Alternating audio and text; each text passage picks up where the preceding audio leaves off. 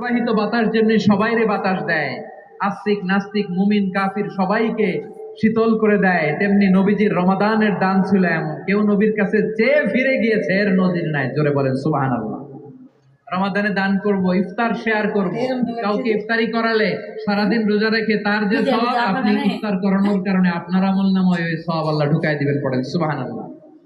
সাহাবারা বললেন, নবী আমরা গরিব মানুষ, ইফতারি খাওয়ানোর পয়সা নাই।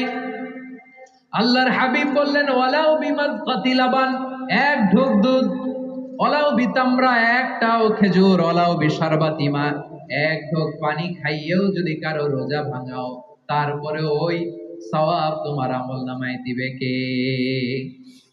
তাহলে মুক্ত হস্তে দান করুন, 4 নাম্বার। 5 নাম্বার হচ্ছে কদর তালাশ করুন। রমজানের সবচেয়ে দামি সময়। বিষ্ণু বলেন, মান হরিমা খাইরাহা ফাকাদ হরিম, যে কদর মিস করলো সে সব মিস করলো, হি ইজ দ্য লুজার। আচ্ছা বলেন, এই বরকতের মাসে আমরা কি লুজার হতে চাই না গেইনার হতে চাই? সবাই বলেনি, বলেন এই রমাদানে আমরা লুজার হব না গেইনার হব?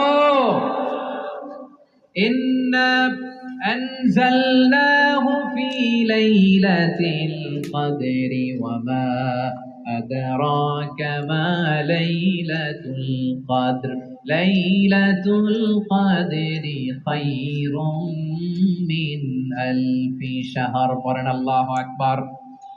লাইলাতুল কদরি খায়রুম মিন আলফি শাহর, 1000 মাসের চেয়েও সেরা। 1000 মাসে হয় 83 বছর 4 মাস। 83 বছর 4 মাস টানা ইবাদত করলে যেই সওয়াব, কদরের রাতে ইবাদত করলে অতটুকু সওয়াব আপনি পাবেন, আল্লাহ সেটা বলে নাই। আল্লাহ বলে তার চাইতে বেশি সওয়াব দিয়ে আপনার আমলনামা ভরে দিবে কে? কদর যেন মিস না হয়। 21, 23, 25, 27, 29 নাকি খালি 27? আপনারা কি খালি 27? হ্যাঁ না, ফালতামিসু ফিল আশরিল আওয়াখিরি ফিল মিনাল ভিতরি, রমজানের শেষ দশকের বেজর রাতগুলোকে কদর হিসেবে তালাশ করো। আল্লাহর হাবিব সাল্লাল্লাহু আলাইহি ওয়াসাল্লাম শেষ 10 দিন টানা ইবাদত করতেন, টানা ইবাদত। ইদা জাআল আশরু আহিয়াল লাইলা আইকাদা আহলা ওয়া জাদ্দা ওয়া শাদ্দাল মিজার, সারা রাত জেগে ইবাদতের নজির নবীজির নাই, শুধু রমজানের শেষ দশক ছাড়া। সুবহানাল্লাহ বলেন। নিজেও ঘুমাতেন না, ফাতেমা রাদিয়াল্লাহু তাআলা আনহু, আলী রাদিয়াল্লাহু তাআলা আনহু কাউকে ঘুমাতে দিতেন না, সবাইকে জাগিয়ে তুলতেন। আমরা সারা রাত জেগে ইবাদত করব, রাজি আছেন তো?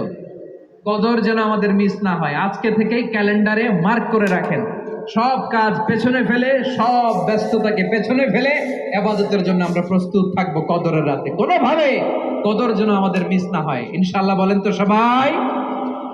6 নম্বরে পারলে ইতিকাফ করবেন। আল্লাহর হাবিব সাল্লাল্লাহু আলাইহি ওয়াসাল্লাম প্রতি বছর 10 দিন ইতিকাফ করতেন। যে বছর ইন্তেকাল করবেন সে বছর 20 দিন ইতিকাফ করেছেন।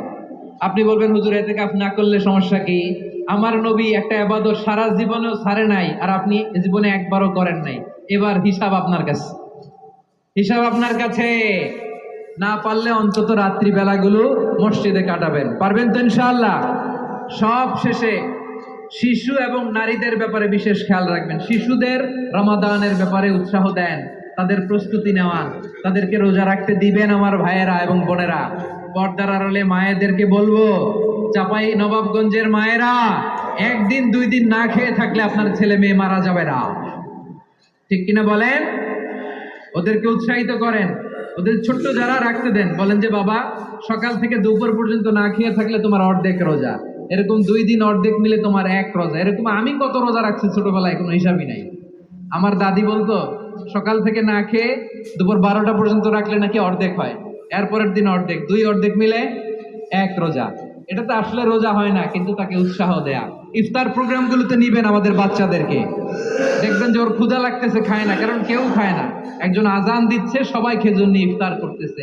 এই দৃশ্য, এই ট্রেডিশন, এই ইবাদত, এই তারবিয়া ওর আগামীর জীবনটাকে সুন্দর করবে। চিল্লায় বলেন ঠিক কিনা? এভাবে আগামীর প্রজন্মকে আমাদের গড়তে হবে। শিশুদের রোজার ব্যাপারে প্রস্তুতি নিন, উৎসাহ দিন। আর নারীদেরকে কষ্ট দিবেন না। সারা দিন পেঁয়াজু, আলুর চপ, বেগুনি, পাকোড়া, ছোলা, মুড়ি, শরবত